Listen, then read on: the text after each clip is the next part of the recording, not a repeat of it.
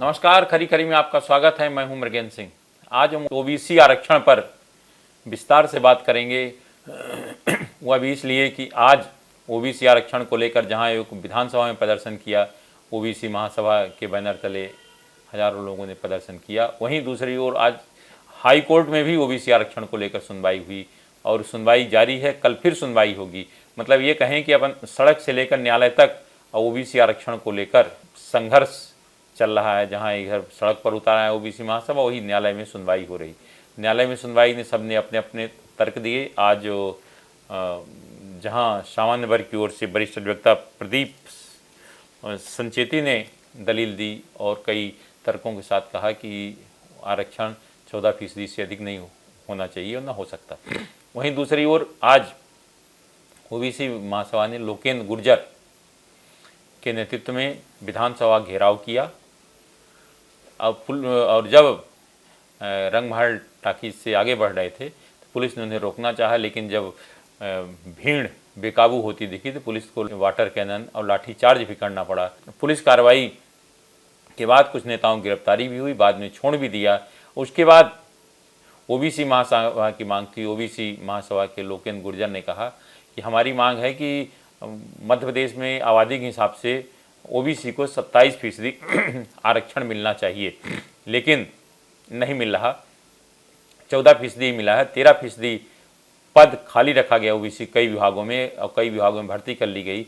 इससे सैकड़ों युवाओं के भविष्य अंधकार में हो गया कि या तो सरकार कोई निर्णय नहीं ले रही, तो इसलिए लिस्ट भी बन गई, उनका नाम भी आ गया, लेकिन ज्वाइनिंग नहीं कर पा रहे हैं। अब उसमें जब तक जल्दी कोई फैसला नहीं होता तब तक अटकी रहेगी। मध्य प्रदेश सरकार भी इसको लेकर काफ़ी चिंतित है, लेकिन न्यायालय में मामला अटका हुआ है बिना, क्योंकि आरक्षण की सीमा जो 50% है उससे बाहर जाना है तो क्या निर्णय होता है हाई कोर्ट के उस पर निर्भर है।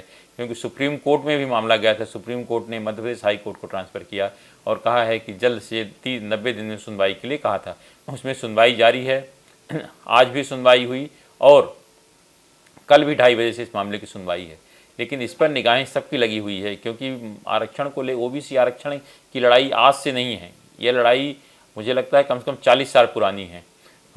1980-85 से लेकर शुरू हुआ। ये इसकी शुरुआत हुई थी जब स्वर्गीय अर्जुन सिंह जी मध्य प्रदेश के मुख्यमंत्री थे, तब उन्होंने ओबीसी को 27% आरक्षण देने के लिए, उनके समय पिछड़ा वर्ग मंत्री थे रामजी महाजन, जो भी अब नहीं है इस दुनिया में, उनकी अध्यक्षता में एक कमेटी बनाई गई थी। कमेटी ने भी 27% आरक्षण ओबीसी वर्ग को देने की सिफारिश की थी। कहा था कि जो मध्य प्रदेश की आबादी में 50% से अधिक ओबीसी है तो 27% आरक्षण मिलना चाहिए।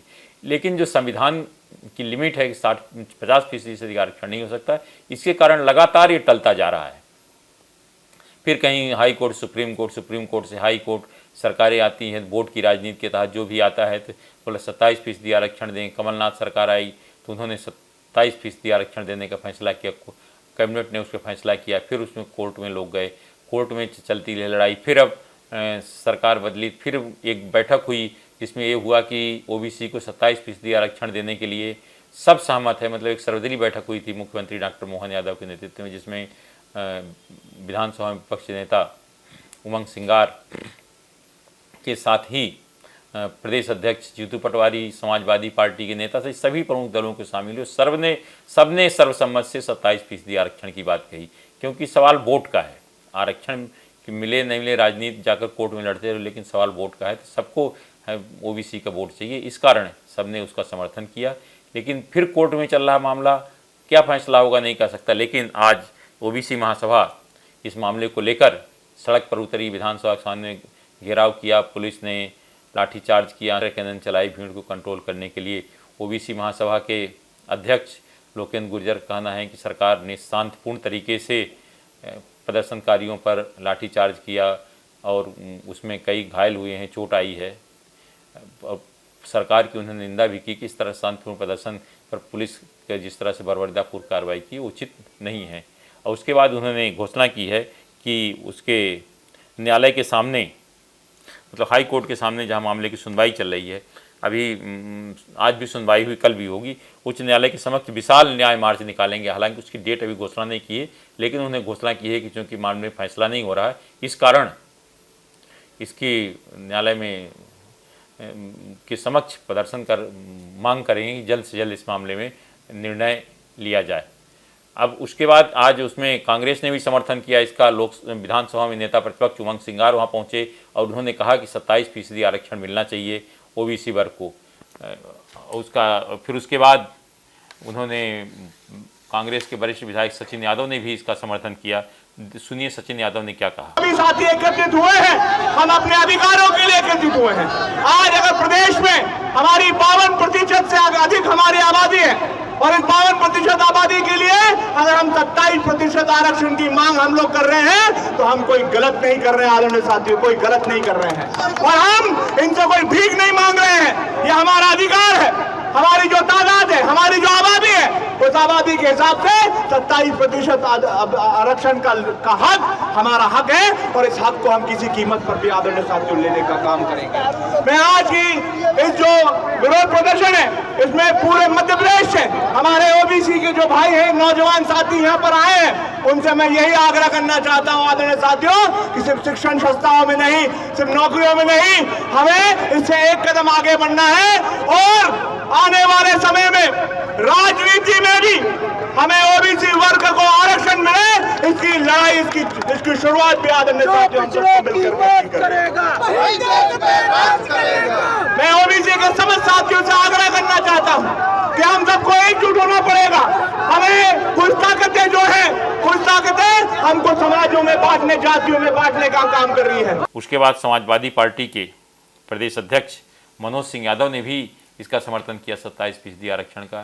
सुनिए कि मनोज यादव ने क्या कहा। सुरेंद्र गुर्जर जी, जितने साथी यहाँ उपस्थित हुए हैं, ये लगातार कई वर्षों से लड़ाई को लड़ रहे हैं। समाजवादी पार्टी इसका पूर्ण समर्थन करती है और आदरणीय सचिन यादव जी ने जो बात कही कि हमें जो नौकरी में तो चाहिए, राजनीति में भी चाहिए, मैं भी इसका समर्थन करता हूँ और इससे भी एक कदम आगे की बात करता हूँ कि 27% से हम लोग संतुष्ट होने वाले नहीं है। हमें एक्चुअल जनसंख्या के आधार पर जो 52% से जनसंख्या है उसके आधार पर आरक्षण चाहिए और उससे भी एक कदम आगे प्राइवेट संस्थानों में चाहिए, जो हमारे राष्ट्रीय अध्यक्ष अखिलेश यादव जी की मांग है।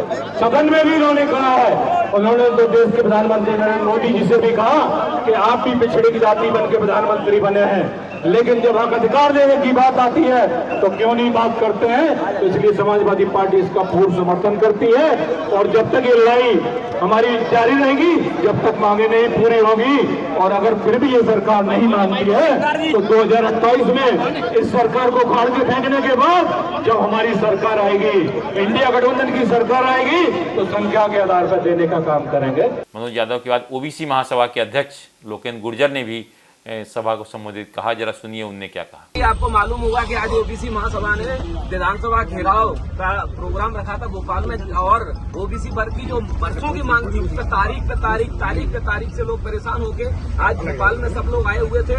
उसमें सिर्फ ओबीसी महासभा के अकेले पदाधिकारी नहीं थे, उसमें पीएससी से सिलेक्टेड एसडीएम भी थे, डीएसपी भी थे, प्रशासन और प्रोफेसर भी थे, नायब तहसीलदार भी थे, जो लोग 13% में अपना सालों से इंतजार कर रहे हैं। उनका सिलेक्शन तो हो गया लेकिन उन्हें ये नहीं पता कि वो नौकरी उनको मिलेगी भी कि नहीं मिलेगी, क्योंकि जिस तरीके से सरकार और हाई कोर्ट में जो तारीख पे तारीख, सुप्रीम कोर्ट में जो तारीख पे तारीख चल रही है, उससे व्यथित होकर सब लोग यहाँ भोपाल में एक आस और उम्मीद के साथ आए थे कि आज सरकार हमारी आवाज को सुनेगी, हमारी बात को सुनेगी।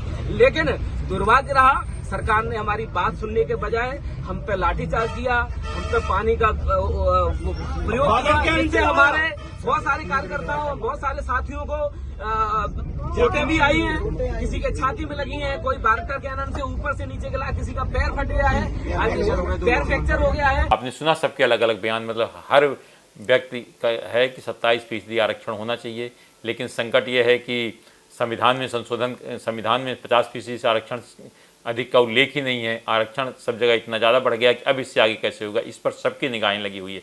हाई कोर्ट क्या फैसला देता है, हाई कोर्ट के फैसले के बाद हो सकता है लोग सुप्रीम कोर्ट भी जाएं, सबके फैसले पर निगाह लगी हुई है। कल फिर सुनवाई है, देखिए हाई कोर्ट का फैसला देता है।